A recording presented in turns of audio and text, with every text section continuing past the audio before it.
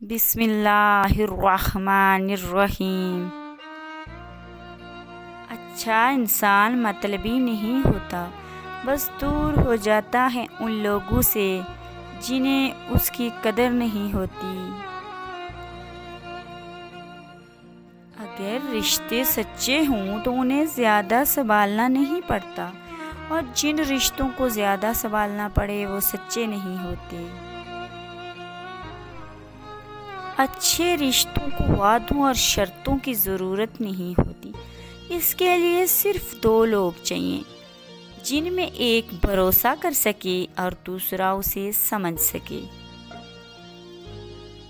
रिश्ते और शीशे दोनों ही इंसानी गफलत से टूटते हैं। हमें ये याद रखना चाहिए कि शीशे का मुतबादिल शीशा तो मिल जाता है, मगर रिश्ते के मुतबादिल रिश्ते नहीं मिलते।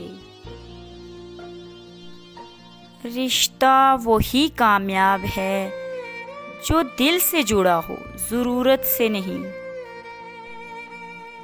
जब इंसान बिल्कुल खामोश हो जाए और अपने हक के लिए भी ना बोले, तो समझो वो अपने अंदर बहुत कुछ दफन कर चुका है।